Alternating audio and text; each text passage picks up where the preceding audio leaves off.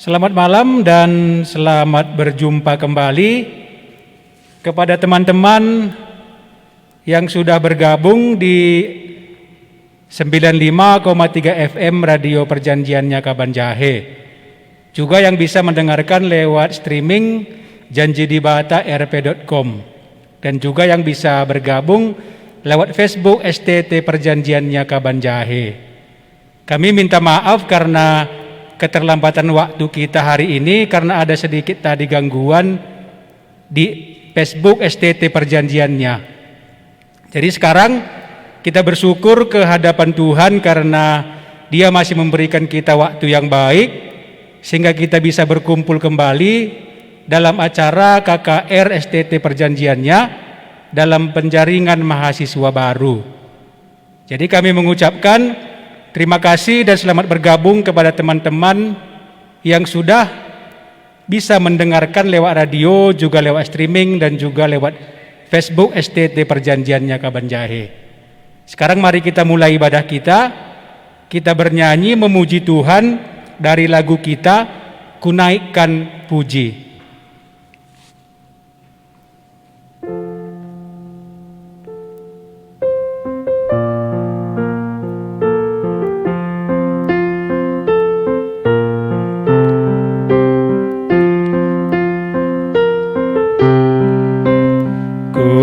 Naikkan puji atas kurnia mulia Yesus anak kekasih-Mu bagi dunia.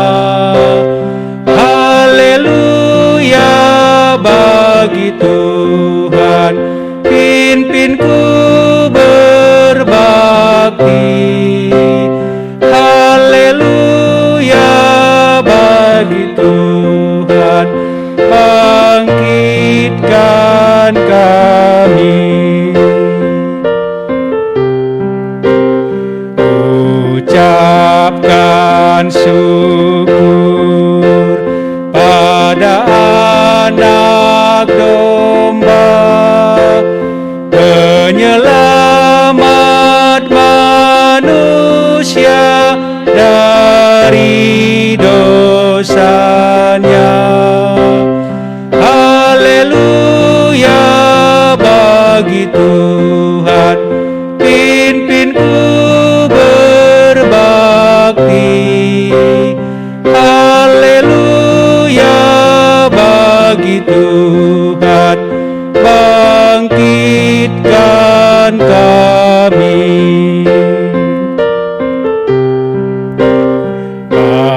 Bangkitkan kami, bakarkanlah kalbu dengan kasih dan api kuasa Roh-Mu. Haleluya bagi Tuhan, pimpinku berbakti. Haleluya bagi Tuhan, bangkitkan kami. Kita masih memuji Tuhan dari lagu kita Pada Yang Mendengar.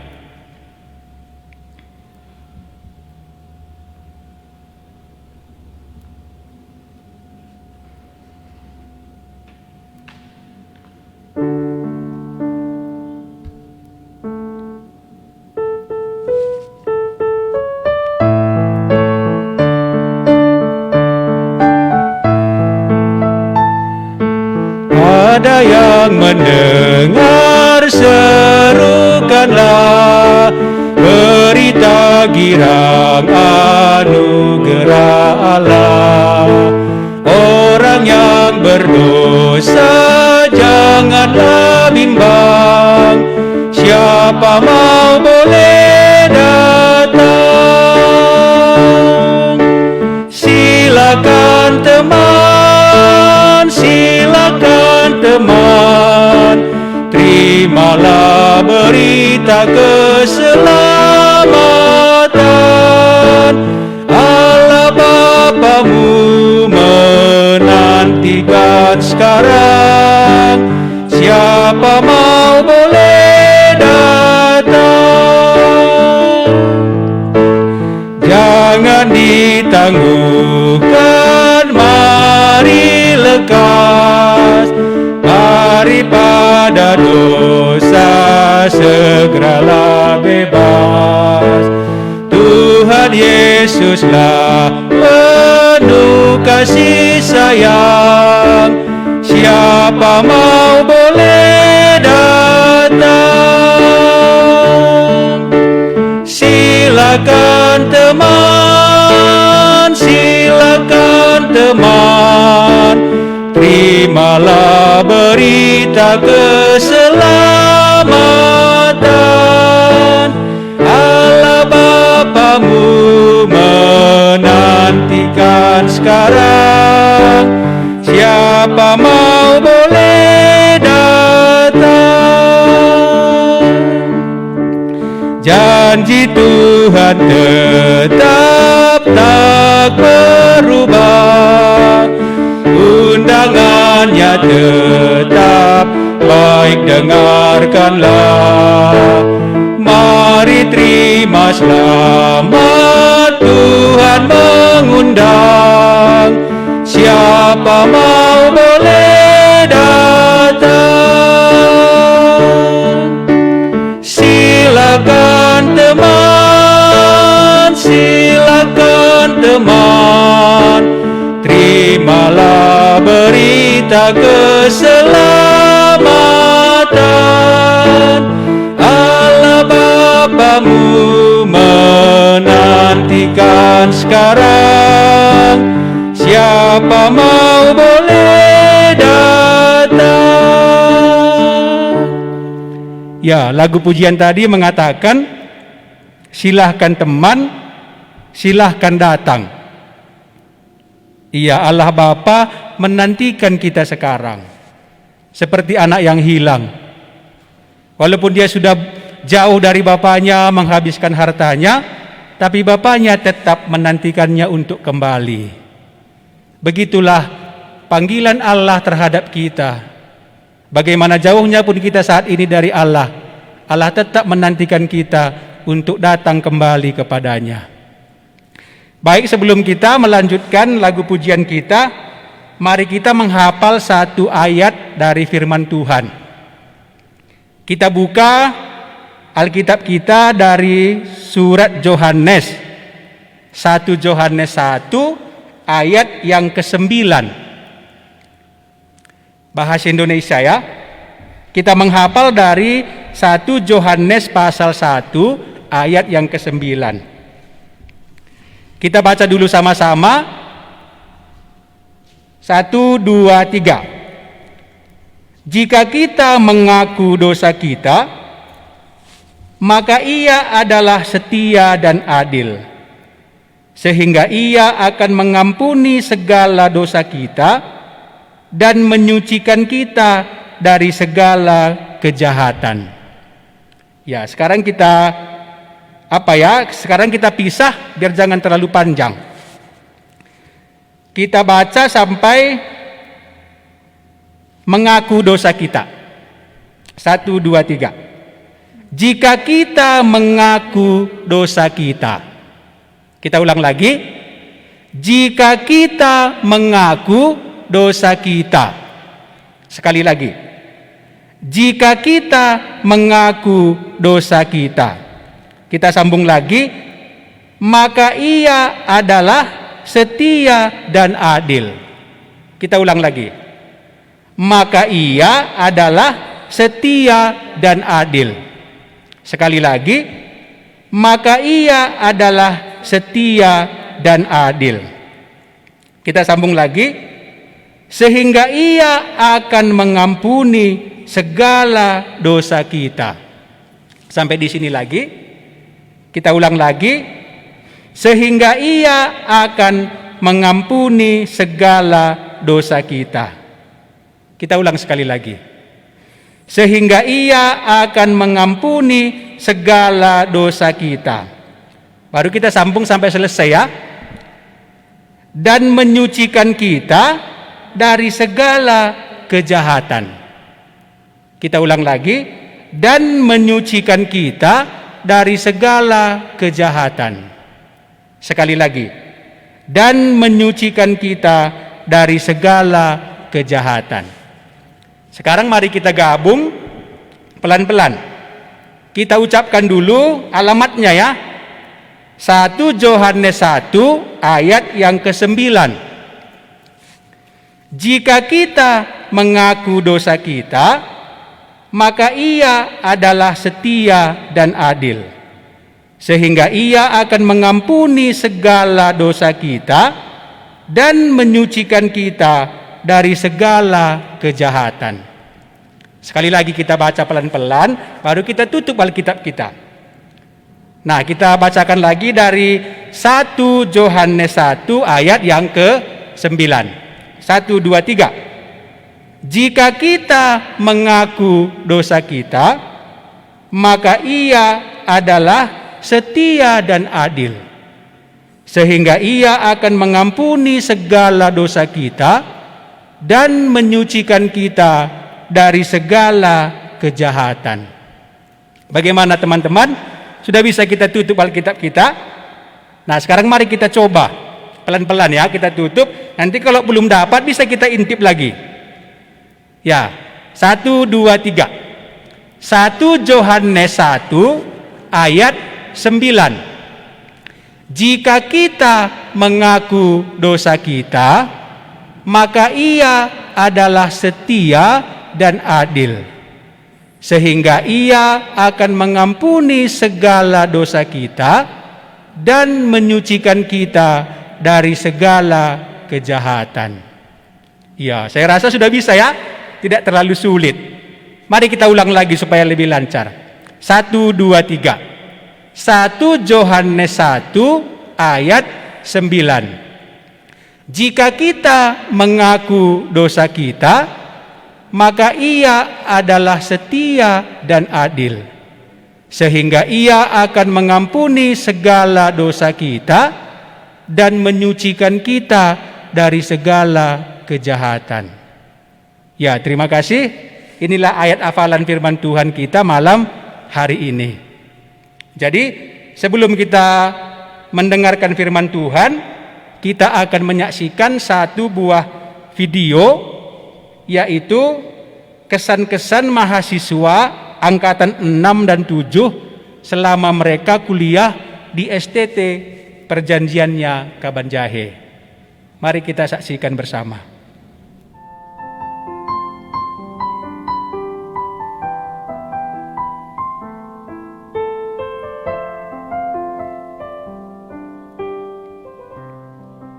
Nama saya Ani Berginting. Saya angkatan yang ke-6 semester 4, kan bagaimana kesan-kesan saya selama perkuliahan di STT Perjanjiannya. Kesan yang pertama yaitu dalam hal pengajaran, bagaimana saya diajari membaca Alkitab dengan benar, yaitu siapa penulisnya, kepada siapa surat tersebut, dan apa latar belakangnya, apa tujuannya, atau apa yang ditekankan di dalamnya. Dan dengan mengetahui hal tersebut, kita mengetahui isi dan dapat menikmati surat tersebut. Dan kesan yang kedua adalah yang pertama ialah harus mendengarkan yang dilayaninya tersebut, atau bagaimana menginjili orang lain dengan benar. Kita mengerti siapa mereka, atau mengenal mereka siapa mereka, apa latar belakang mereka, dan dari situlah kita melayaninya sehingga tepat sasaran. Dan yang ketiga adalah bagaimana menafsirkan Alkitab.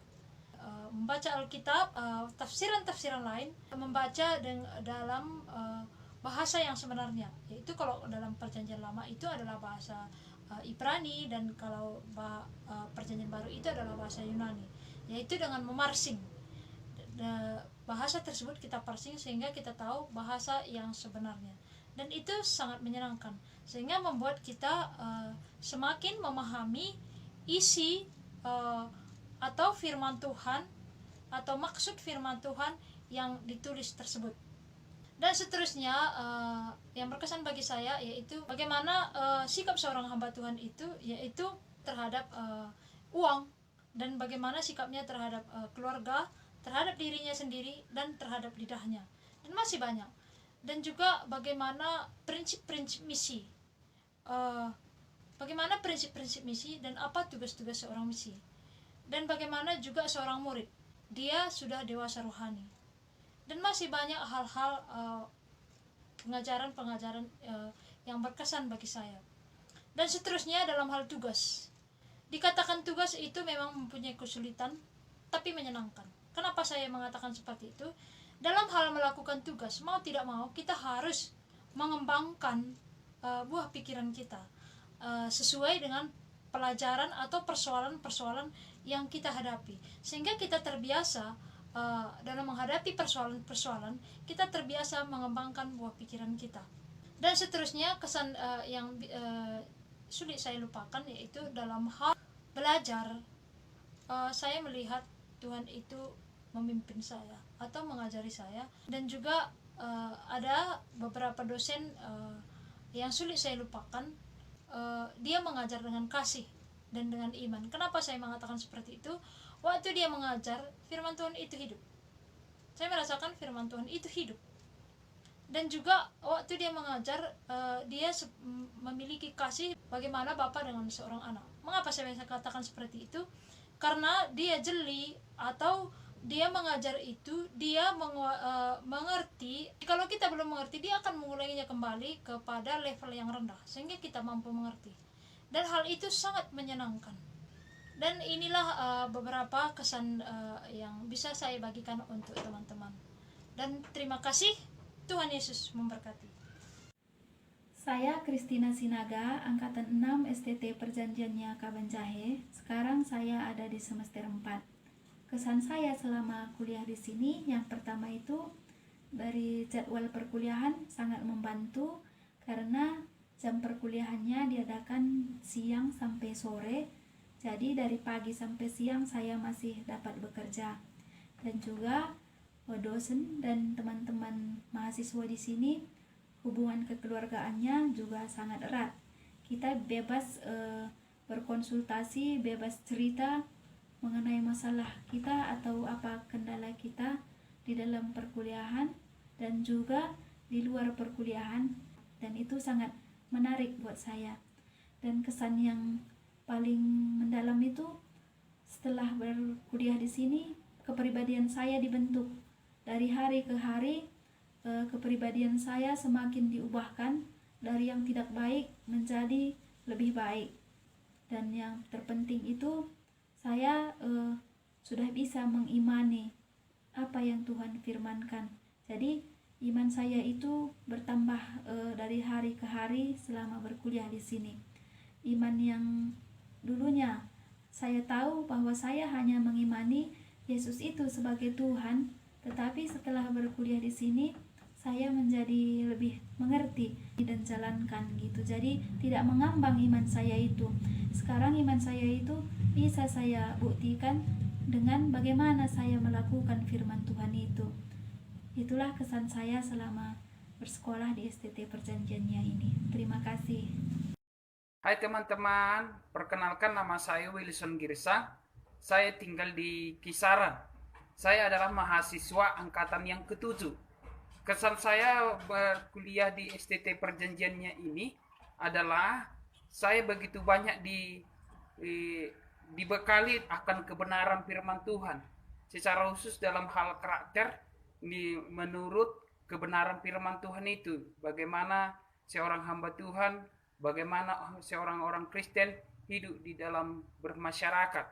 Yang kedua, saya juga diajar dalam untuk bisa mengerti, menafsirkan kebenaran firman Tuhan sesuai dengan konteks yang telah dinyatakan. Dan juga di STT Perjanjiannya ini, teman-teman juga menemukan bagaimana seorang pengajar yang begitu berkuasa, yang bisa mengajar kita, mengajari saya secara pribadi untuk bisa hidup di dalam kebenaran firman Tuhan. Selain itu, orang yang mengajar pun begitu ramah dan begitu terbuka terhadap kita semua. Ini yang menjadi kesan saya di dalam STT Perjanjian ini. Saya harap teman-teman kalau mendaftar di STT Perjanjian ini, ya tentu iman saudara akan terbangun dan saudara akan juga mengerti apa yang menjadi kehendak Tuhan. Terima kasih, Tuhan Yesus memberkati. Melayanimu dan mengasihimu.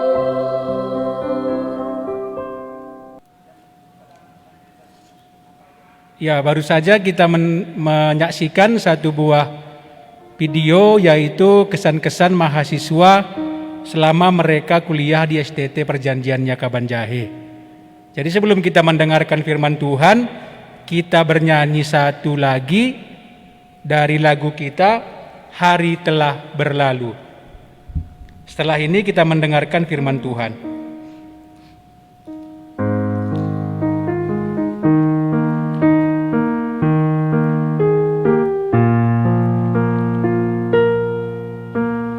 Hari telah berlalu dalam hidup ini, kau mencari artinya, namun tak mendapat.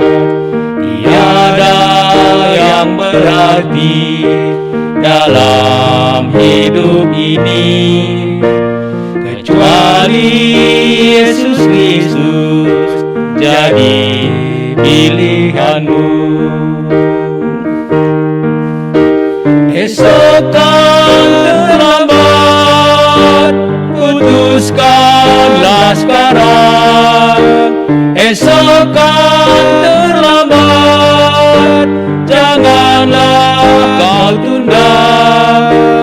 Ambillah keputusan dalam hidup ini, agar kau tak kecewa hanyut dalam dosa.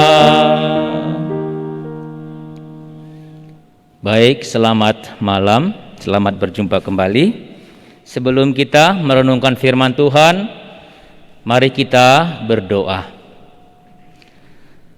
Kami bersyukur kepadamu, Allah kami, Allah yang hidup, Allah yang sudah menjadikan segala sesuatu, Allah yang memilih orang yang Engkau kehendaki,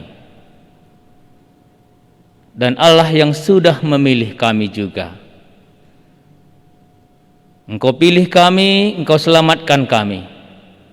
Engkau pilih kami supaya kami bisa menjadi berkat sebagaimana Engkau sudah memberkati kami. Kami bersyukur malam ini kami bisa melanjutkan KKR penjaringan mahasiswa baru di STT Perjanjiannya ini. Walaupun ada gangguan sinyal, kami bisa mensyukurinya, karena inilah yang bisa kami pakai sarana hari ini. KKR melalui Facebook, melalui siaran radio dan streaming. Kami mensyukurinya karena Allah masih mengizinkan kami bersama-sama beribadah. Terima kasih Tuhan Yesus, kalau Engkau memberikan waktu yang baik bagi kami, semua pendengar radio ini, semua yang mendengarkan baik melalui Facebook. Kami mempunyai kesempatan yang baik kalau kami mendengarkan firman Tuhan. Karena suara Tuhan, kalau kami mendengarkannya, itulah waktu yang indah. Disitulah Engkau memilih kami. Disitulah Engkau berbicara kepada tiap-tiap kami, supaya kami mau menerima firman-Mu, supaya kami mau menerima kalau Engkau memilih kami menjadi milik Tuhan, menjadi umat kepunyaan Allah. Kalau kami belajar dari kepribadian Yakub, dia mau Tuhan pilih, dia menghargainya itu. Bukakanlah pengertian kami ketika kami merenungkan firman-Mu ini. Kami menyerahkan tiap-tiap kami yang mendengarkannya dan juga hamba-Mu yang menyampaikannya, supaya Engkau yang menguasai dia. Dalam nama Yesus kami bersyukur. Amin. Baik, yang menjadi renungan kita hari ini ya dari Kejadian ya. Cerita tentang Yakub ya. Kejadian 25 ayat 19 ya. Jadi walaupun dibuat di situ judulnya hak kesulungan.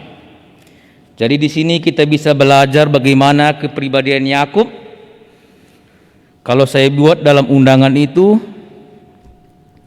Yakub yang menginginkan ya hak kesulungan itu yang menyenangkan hati Tuhan. Ya, kita baca dulu sebelum kita bersama-sama mempelajarinya. Esau dan Yakub. Inilah riwayat keturunan Ishak, anak Abraham. Abraham memperanakkan Ishak dan Ishak berumur 40 tahun. Ketika Ribka, anak Betuel, orang Aram dari Padan Aram, saudara perempuan Laban, orang Aram itu, diambilnya menjadi istrinya. Berdoalah Ishak kepada Tuhan untuk istrinya, sebab istrinya itu mandul. Tuhan mengabulkan doanya, sehingga Ribka istrinya itu mengandung. Tetapi anak-anaknya bertolak-tolakan di dalam rahimnya, dan ia berkata, "Jika demikian halnya, mengapa aku hidup?" Dan ia pergi meminta petunjuk kepada Tuhan. Firman Tuhan kepadanya, "Dua bangsa ada dalam kandunganmu, dan dua suku bangsa akan berpencar dari dalam rahimmu. Suku bangsa yang satu akan lebih kuat dari yang lain, dan anak yang tua akan menjadi hamba kepada anak yang muda. Setelah genap harinya untuk bersalin, memang anak kembar yang di dalam kandungannya. Keluarlah yang pertama, warnanya merah, seluruh tubuhnya seperti jubah berbulu. Sebab itu ia dinamai Esau. Sesudah itu keluarlah adiknya, tangannya memegang tumit Esau. Sebab itu ia dinamai Yakub. Ishak berumur 60 tahun pada waktu mereka lahir. Lalu bertambah besarlah kedua anak itu.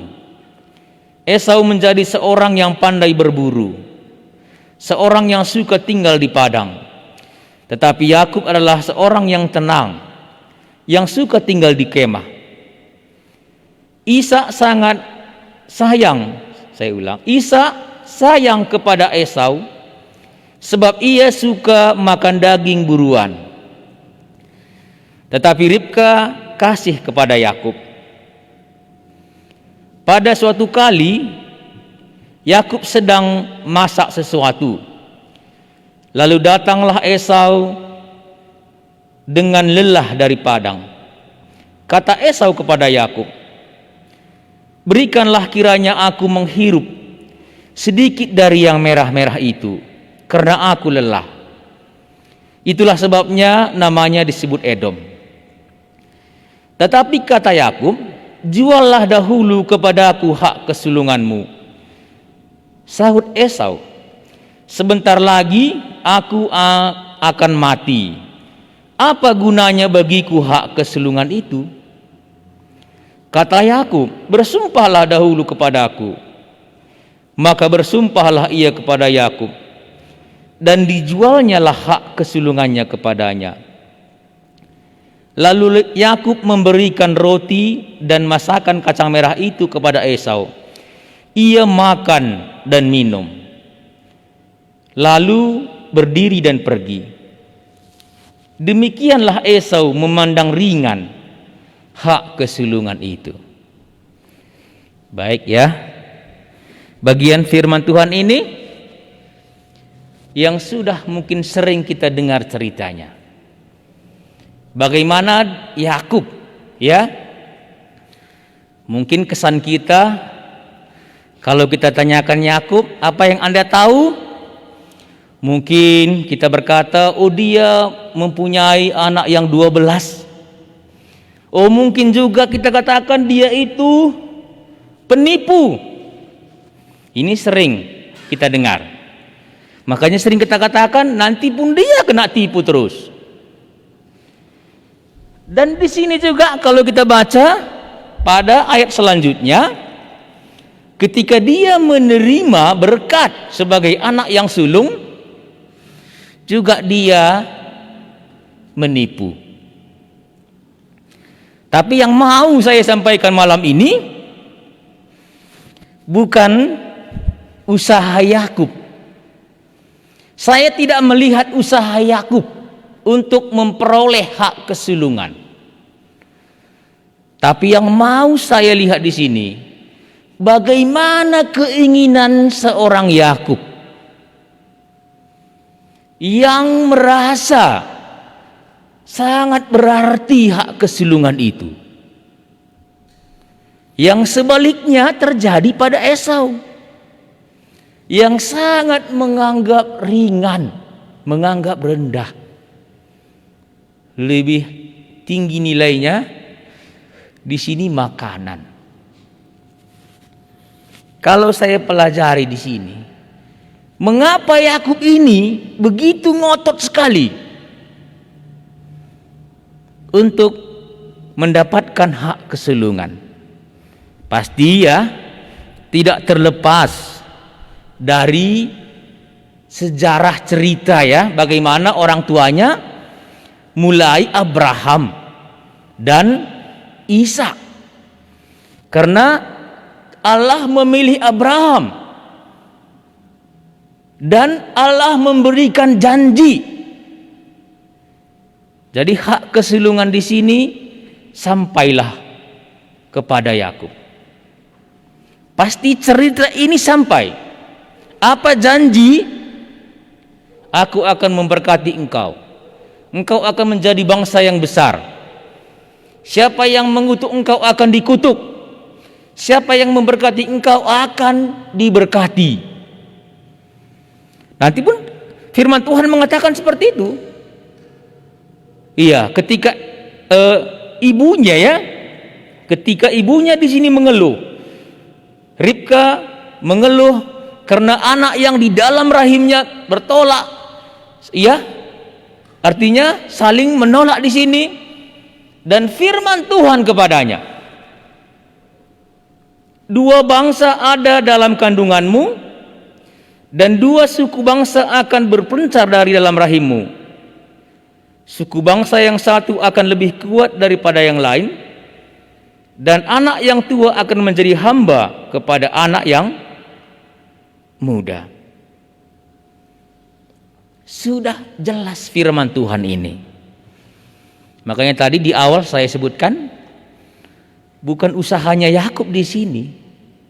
Yang pertama, karena Allah sudah memilih Yakub. Allah sudah memilih Yakub, dan dia juga mau mendapatkan hak kesulungan itu. Sejalan dia. Arti kesulungan itu sangat berarti bagi Yakub. Kalau hari ini, apakah berarti bagi kita hak kesulungan? Apa itu hak kesulungan? Ada janji sebagai saluran berkat. Karena kepada Abraham Allah sudah berjanji, dari keturunanmu lah semua bangsa akan mendapatkan berkat. Kalau hari ini, kalau kita katakan sebagai sulung, tidak lari dari berkat keselamatan. Sangat berarti bagi Yakub. Makanya kalau saya renungkan ini, Kenapa langsung Yakub meminta balasan itu hak kesulungan? Padahal kan bisa tadi dia, nanti kalau kamu dapat buruan, kasih saya yang enaknya ya, kan bisa. Begitulah saya lihat dia sangat ngotot sekali. Dan bukan peristiwa ini saja. Ketika nanti Yakub pulang dari perantauan, itu kalau kita ingat ceritanya itu di Peniel. Sewaktu dia bergumul dengan manusia Allah di situ, Yakub tidak mau melepaskan sebelum dia mendapatkan berkat. Begini rupanya hati Yakub ini untuk mendapatkan berkat itu. Hak kesulungan, mendapatkan berkat supaya dia juga bisa menjadi saluran berkat. Kalau hari ini kita belajar berbicara tentang saluran berkat, apakah menjadi hal yang bernilai tinggi? Apa pekerjaannya? Saya melayani. Bagaimana langsung tanggapan orang? Oh iya, nggak apa-apa. Tidak wah secara dunia. Tapi disitulah nanti janji Allah akan dinyatakan. Disitulah berkat yang kekal akan datang. Kemarin saya terkesan sekali kesaksian seorang alumni ya. Seorang misionaris yang pulang, dia sangat sedih sekali. Karena temannya sudah pulang, tapi sudah mati. Rupanya bukan karena kawannya mati dia sedih, tapi karena dia tidak melakukan apa yang kekal. Sementara temannya tadi sudah melakukan yang terbaik. Dia sudah menyerahkan hidupnya untuk Tuhan. Sebagai seorang yang muda, apakah yang mau kita pilih dalam hidup ini? Mengerjakan untuk dunia ini, untuk kemuliaan dunia, untuk yang sesaat, seperti Esau. Dia mau menjual untuk kenikmatan yang sesaat. Esok kan terlambat. Kita sudah bernyanyi ya. Esok kan terlambat. Nanti setelah Yakub diberkati Ishak, dia akan menangis, tapi tidak bisa berulang kembali. Sebagai seorang yang muda, kalau saya belajar Yakub ini, siapakah Yakub? Hanya seorang yang di rumah kok. Kadang-kadang berpikir, saya siapa ini? Apa yang bisa saya lakukan? Dia di rumah. Kalau dipilih menjadi pemimpin, iya, begini tampangnya pemimpin. Hanya di rumah, memasak, kan begitu ya. Makanya dia senang ibunya sama dia, cuci piring. Apakah bisa nanti dia menjadi pemimpin kelak? Menjadi saluran berkatnya Allah, sebagaimana janji kepada Abraham akan diwariskan kepadanya. Bukan pekerjaan yang gampang. Mampukah dia? Saya membandingkan dengan Musa. Banyak alasan dia. Saya sulit berbicara. Tapi kalau Tuhan mau membentuk dia, siapapun bisa Tuhan bentuk. Saya terkesan dengan panggilan Daud. Saya tidak memperhitungkan Daud. Karena saudara-saudaranya lebih kekar, iya, lebih cocok untuk menjadi pemimpin. Tapi yang di padang itulah yang Tuhan pilih. Di sini pun saya lihat, siapakah di sini Yakub? Yakub adalah orang yang memiliki hati, yang ingin mendapatkan berkat, supaya dia juga nanti bisa menjadi saluran berkat. Siapakah hak kesulungan hari ini? Ataupun apakah arti hak kesulungan bagi kita hari ini? Mungkin kita seorang yang masih muda, dan berpikir bagaimana saya bisa nanti melayani, bagaimana kalau hidup saya pun seperti ini, saya tinggal di tempat yang begini. Kalau Anda sudah berada di tukang periuk itu, mau bagaimanapun Tuhan nanti akan Anda bisa menjadi seperti itu. Kalau kita bisa melayani hari ini, apakah karena kita membentuk diri kita sendiri? Tidak. Pasti semua mempunyai cerita bagaimana Tuhan yang membentuk kita. Kalau saya bayangkan Yakub ini seorang yang rumah, bagaimana kelak dia nanti akan bisa menjadi pemimpin. Tapi setelah dia begitu ngotot mendapatkan hak sulung itu, disitulah dia mulai dibentuk oleh Tuhan. Walaupun banyak sekali liku-liku, banyak sekali hambatan, dia sudah mulai berada di tangan tukang periuk. Karena dia tidak menolak panggilan Tuhan. Karena Yakub ini kan dipilih. Dan dia tidak menolaknya. Saya tahu pasti ada yang dipilih dari orang yang mendengarkan firman Tuhan ini. Jangan pernah pikirkan apa yang bisa saya lakukan, bagaimana nanti saya bisa melakukannya. Kalau iman saya, sering saya ungkapkan itu, saya tidak pernah melihat kekuatan saya, tapi saya mau melihat bagaimana Tuhan berkarya dalam hidup saya. Sebagai seorang yang muda, sangat berat nanti bagi Yakub. Mulai nanti dia masuk ya, ini sehubungan dengan sekolah jemaat kita ya, nanti akan dia masuk ke tangan tukang periuk tadi, kan begitu ya, dibentuklah dia. Mulailah dia nanti akan pergi. Kalau dia tadi tidak mengotot sekali, kan tidak ada permusuhan dengan Esau. Itulah hati Yakub. Iya. Jadi dia sangat menginginkan. Iya, karena saya tidak membaca semua ini, karena saya hanya mau melihat bagaimana hak kesulungan yang diinginkan oleh Yakub. Dan juga itu pasal berapa ya? Sewaktu Yakub di Peniel itu, dia hanya satu dia mau. Berkatilah aku. Lucu saya pikir. Dengan orang yang sudah bergumul dengan dia, dan dia mengalahkan itu, berkatilah aku katanya. Kan penting sekali bagi dia berkat itu. Ya, inilah pribadi Yakub. Saya tidak melihat dia menipu untuk mendapatkan kesulungan itu. Dia mau menerima bagaimana Allah memilih dia. Janganlah pernah melihat hidup kita hari ini yang merasa tidak pantas, tidak layak untuk dipakai oleh Tuhan.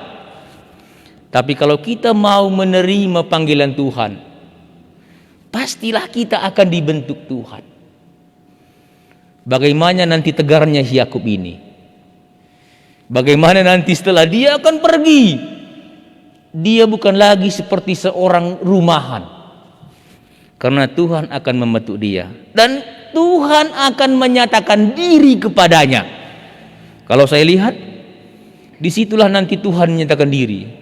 Kalau kita lihat kan, itu kan, oh rasakan, kamu kan menipu makanya kau dikejar abangmu. Tidak. Tuhan mulai menyatakan diri kepada Yakub. Karena Allah melihat keinginan hatinya.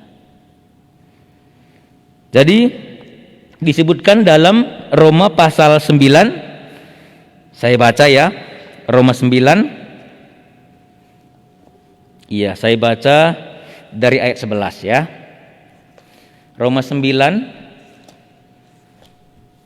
ayat 11 ya. Kalau kita mempunyai Alkitab bisa dilihat ya. Dan saya membacakannya dari studio ini ya. Roma 9 dari ayat yang ke-11 ya. Sebab waktu anak-anak itu belum dilahirkan dan belum melakukan yang baik atau yang jahat, supaya rencana Allah tentang pemilihannya diteguhkan, bukan berdasarkan perbuatannya, tetapi berdasarkan panggilannya. Dikatakan kepada Ribka, anak yang tua akan menjadi hamba anak yang muda. Seperti ada tertulis, aku mengasihi Yakub, tetapi membenci Esau. Jika demikian, apakah yang hendak kita katakan? Apakah Allah itu tidak adil? Mustahil.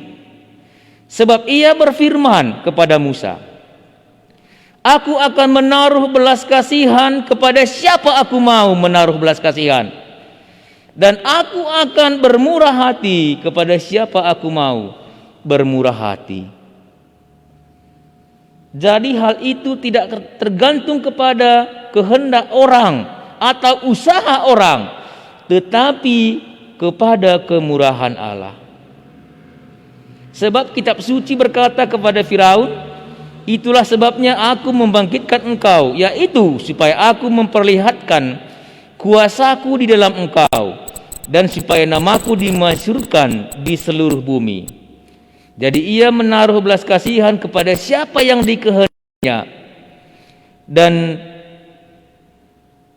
ia menegarkan hati siapa yang dikehendakinya. Makanya nanti Yakub ini sering sekali ditegarkan Tuhan. Ya.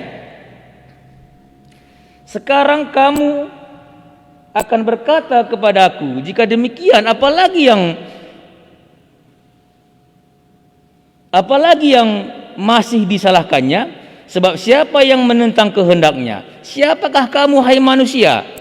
Maka kamu membantah Allah. Dapatkah yang dibentuk berkata kepada yang membentuknya, mengapa engkau membentuk aku demikian?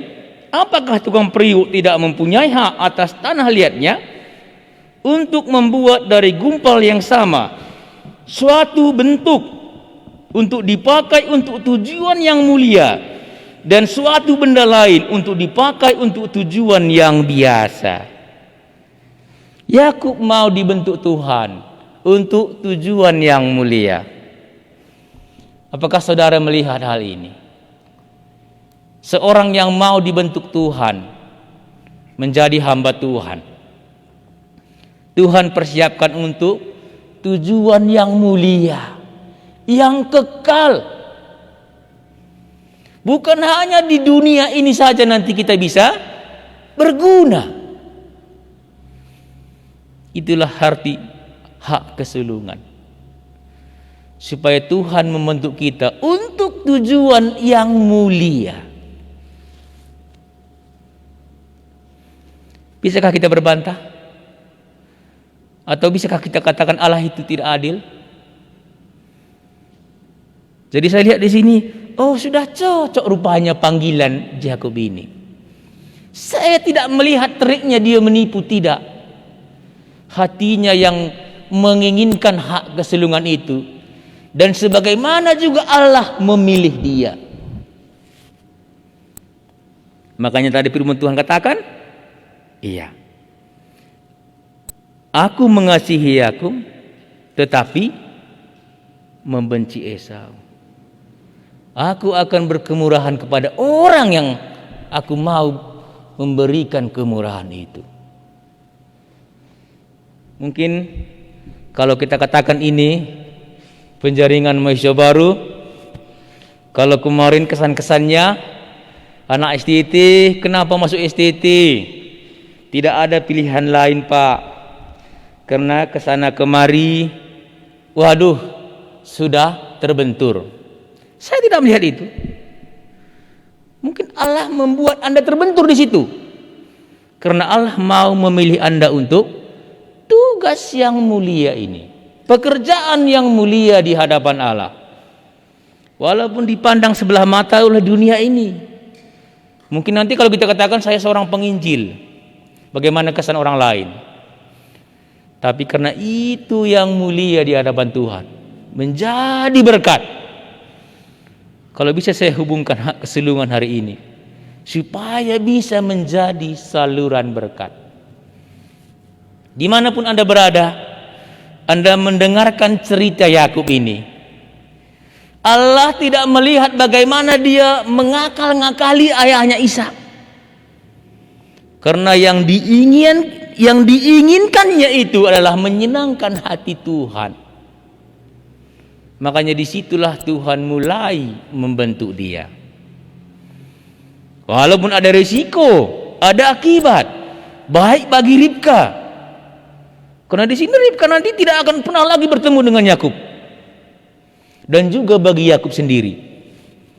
Tapi keinginannya untuk mendapatkan hak kesulungan, Allah menjagai hidupnya. Allah membentuk dia.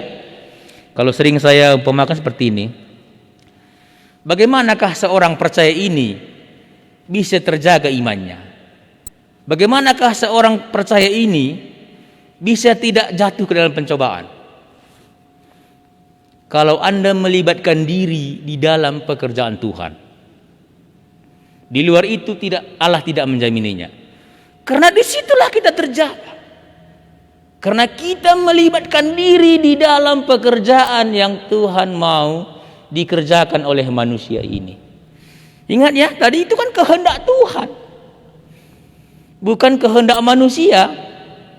Dan dipilih Tuhan bukan karena perbuatan manusia tadi ya, tapi memang Tuhan mau memilih Yakub. Saya ulang kembali, Tuhan pasti juga mau memilih kita. Apakah kita mau? Kita mempunyai hak untuk menolak.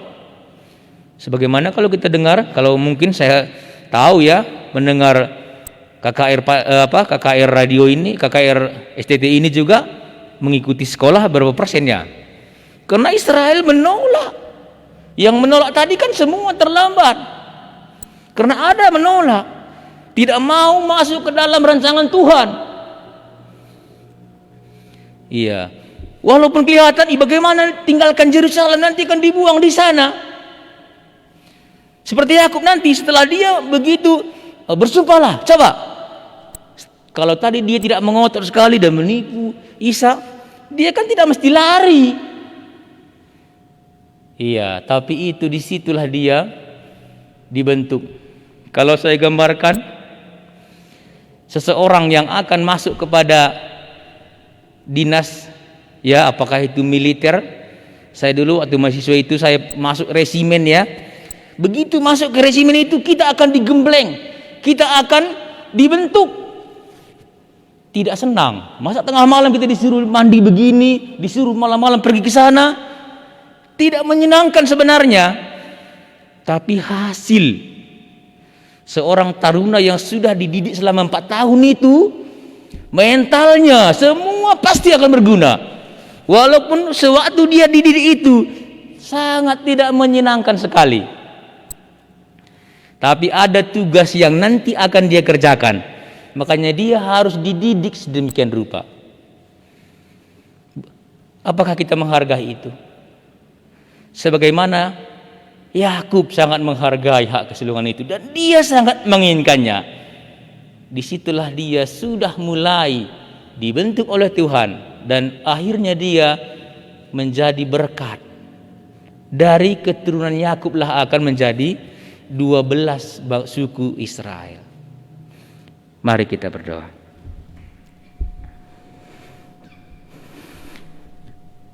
Kami bersyukur kepadamu, Allah yang sudah memilih Abraham, Ishak dan Yakub. Dan bagaimana mereka mau dipilih Tuhan. Firman-Mu berbicara kepada kami malam ini. Engkau juga bisa memilih kami. Supaya kami mau dipilih, mau menghargai bagaimana Allah berkemurahan bagi kami. Sewaktu kami mendengar firman Tuhan, ada firman-Mu yang jelas bagi kami. Lewat itulah Tuhan sudah memilih kami. Lembutkanlah hati kami kalau ada firman-Mu itu, supaya jangan kelak kami menangis, menyesali, karena hidup ini tidak bisa diputar kembali. Berkatilah tiap-tiap kami, supaya firman-Mu yang kami dengar, sebagaimana Yakub mau dipilih dan dia menghargainya, kami juga mau dipilih Tuhan, menjadi berkat bagi orang lain. Terima kasih kalau kami meneruskan ibadah malam ini. Ada kesaksian, Kau jugalah yang memberkatinya. Dalam nama Yesus kami bersyukur. Amin.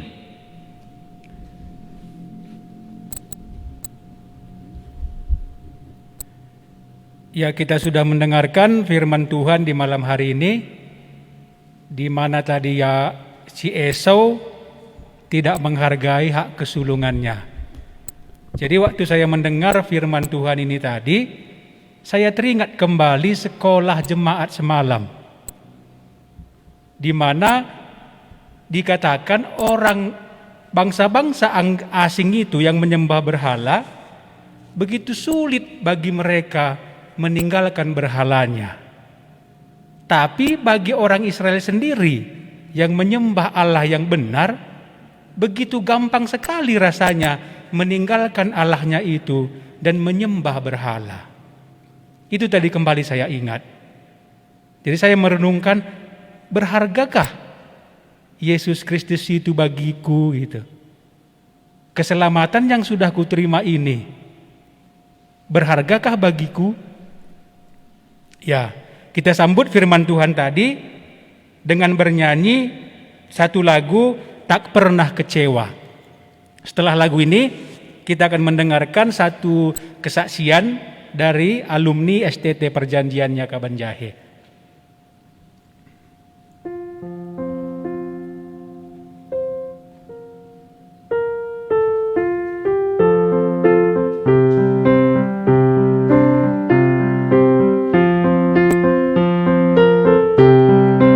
Pernah kecewa mengiring Yesus, tak pernah kecewa, ku serahkan semua, berjalan sertanya, semakin bahagia, tak pernah kecewa selamanya. Selamat malam untuk kita semua. Ya, perkenalkan, nama saya Miranda Bruginting. Saya angkatan ketiga dari STT Perjanjiannya. Saya sudah lulus tahun 2020 ini. Ya, di sini saya akan bersaksi tentang pertobatan saya. Ya, bagaimana saya bisa masuk ke STT ini? Apa kesan pesan saya? Ya, setelah tamat apa yang saya lakukan sekarang? Ya. Di sini saya akan bersaksi mengenai bagaimana saya bisa percaya kepada Tuhan Yesus. Ya. Saya percaya kepada Tuhan Yesus waktu saya masih duduk di bangku SMA, kelas 3 SMA. Jadi latar belakang saya dahulu, saya dulu dari kecil sudah mendengarkan firman Tuhan. Jadi dari situ saya sudah mengenal siapa Tuhan Yesus. Jadi seperti itulah, hanya seperti itulah yang saya tahu. Pada waktu itu, waktu SMP, ya, teman-teman seumuran saya rata-rata sudah percaya kepada Tuhan Yesus. Dan hanya saya yang belum.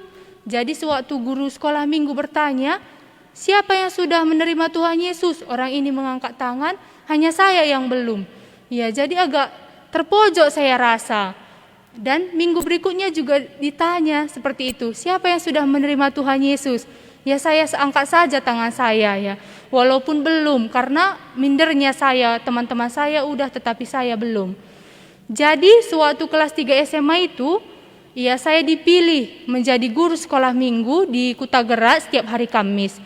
Jadi sebelum menyampaikan firman Tuhan, terlebih dahulu kami harus membuat tema-tema apa yang harus kami sampaikan kepada anak-anak itu. Ya, tema kami pada saat itu adalah mengenai dosa. Jadi saya sebagai guru PA mereka harus mengerti apa itu dosa, apa itu upah dosa. Itulah yang saya harus sampaikan kepada anak-anak itu. Ya. Sewaktu kami PA, duduk anak itu di depanku seperti itu, saya menceritakan bagaimana dosa ini. Dan sampailah kami kepada ayat hafalan. Ya. Dengan keras saya membacakan Roma 6 ayat 23 pada saat itu. Ya, karena anak-anak di situ lumayan banyak, jadi keras saya buat suara saya. Saya bacakan Roma 6 ayat 23. Seperti ini saya katakan kepada anak-anak itu. Sebab upah dosa ialah maut, tetapi karunia Allah ialah hidup yang kekal dalam Kristus Yesus Tuhan kita. Iya. Firman itu seolah-olah bukan untuk anak-anak itu, tetapi untuk saya.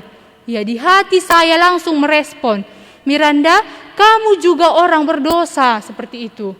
Ya, dan kamu sudah tahu upah dosa adalah maut, yaitu adalah upahmu. Seketika itu saja hati saya ini tidak tenang lagi. Iya Tuhan, saya orang berdosa. Iya, saya mengakui saya orang berdosa ya. Karena saya tahu perbuatan apa itu dosa. Jadi setelah selesai PA itu, saya langsung ke tempat tidur, saya berdoa merespon firman Tuhan yang sudah berbicara dalam hati saya. Betul Tuhan, saya orang berdosa. Dan saya sudah tahu upah dosa saya ini adalah api neraka, maut. Jadi Tuhan Yesus, kuterima Engkau sebagai Tuhan dan Juru Selamatku, karena hanya Engkaulah yang bisa menyelamatkan aku dari maut ini. Disitulah saya berdoa kepada Tuhan Yesus dan mengakukan dosa yang pernah saya perbuat. Jadi setelah itu, ya waktu itu saya kelas 3 SMA.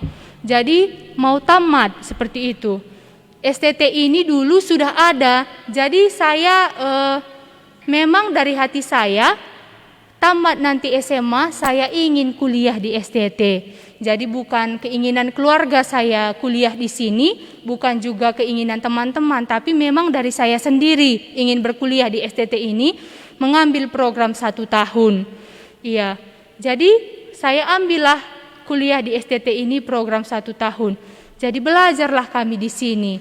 Dan mau semester 2, saya berkata kepada kakak saya dulu, Kak, saya kan mengambil program 1 tahun. Setelah tamat 1 tahun ini, saya ingin menggapai cita-cita saya. Karena dari dulu saya sudah mempunyai cita-cita.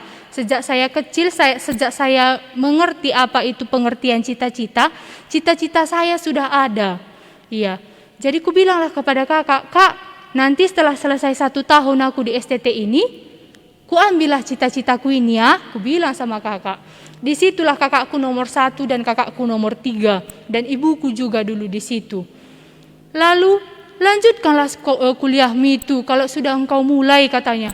Enggak mau, di situ bersikeras sekali aku.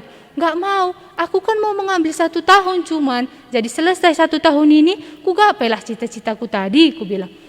Teruskanlah cita-citamu itu, udah seperti dimarahinya aku, menangis aku. Pokoknya di situ kayak nggak ada titik terangnya, udah berantam kami situ sama kakakku nomor 3 sama mama juga dulu di situ. Aku mau ini cita-citaku, keras aku. Jadi datanglah kakakku nomor 1, diperingatinya lah aku dengan lemah lembut. Dia bilang kepada aku begini, Miranda, STT itu yang mendirikan Tuhan Yesus, katanya. Miranda, dosen-dosen yang ada di STT juga itu ditentukan oleh Tuhan Yesus. Mahasiswa yang ada di situ juga ditentukan oleh Dia. Memang kau mungkin tidak ditentukan untuk berkuliah di situ, katanya. Kenapa seperti ini, dibilang kakak ini nggak ditentukan, aku seperti itu. Padahal udah kuliah aku di sini kayak gitu. Langsung minta maaf dalam hatiku. Tuhan Yesus, layakkanlah aku kuliah di STT ini, Tuhan Yesus. Walaupun sudah berontak aku seperti ini. Begitu langsung berdoa dalam hatiku karena kakakku nomor 1 ini tadi diperingatinya aku seperti itu. Iya. Jadi lanjut saya berkuliah di STT ini, saya mengerti banyak hal. Pertama, saya sudah mengerti bagaimana cara membaca Alkitab dengan benar. Ya, teman kita terlebih dahulu tadi sudah bersaksi ya bagaimana caranya membaca Alkitab dengan benar. Ya, metode PI juga diajarkan kami di sini bagaimana metode-metode untuk pengabaran Injil gitu. Jadi kepemimpinan juga diajari di sini. Hermeneutik, bagaimana cara menafsirkan Alkitab dengan benar, itu juga diajarkan di sini, bukan hanya asal-asalan. Dan satu yang terpenting, pengenalan akan Allah itu sangat diajarkan di sini. Ya, dulu saya sebelum percaya kepada Tuhan Yesus, saya mengenal Allah itu, Tuhan Yesus itu juru selamat dan dia bisa mengampuni dosa, mati di kayu salib. Tetapi setelah kuliah di STT ini, kami mempunyai mata kuliah teologi PL, teologi PB. Jadi setiap kitab mempunyai teologi tentang Allah sendiri.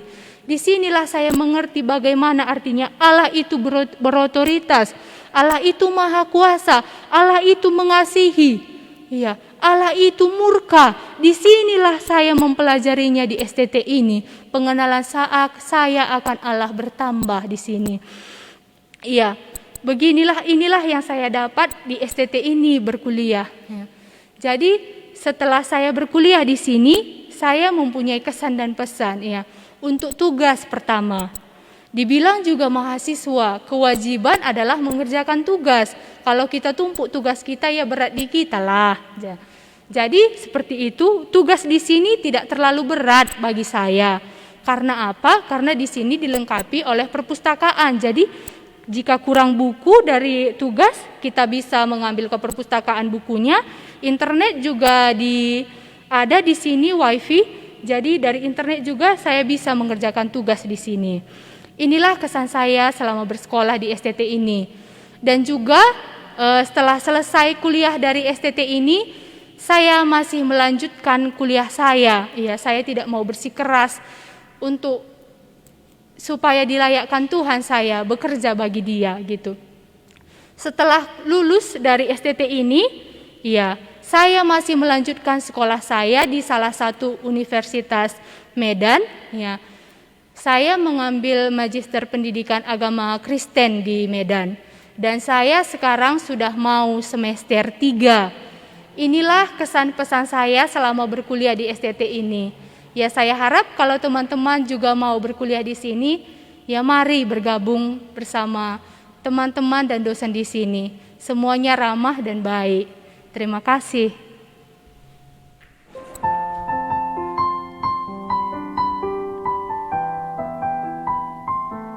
Kita sudah mendengarkan sebuah kesaksian dari alumni mahasiswa STT Perjanjiannya Kabanjahe. Jadi KKR kita malam hari ini sudah berakhir.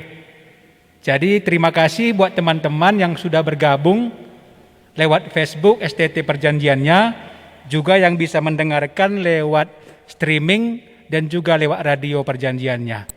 Jadi besok kita akan bertemu lagi. Besok pagi ada renungan jam 7 dan jam 8 malam kita akan kembali melanjutkan KKR kita. Jadi kami harapkan dan kami undang teman-teman semua untuk kembali bergabung besok lewat Facebook STT Perjanjiannya, juga lewat radio dan juga lewat streaming.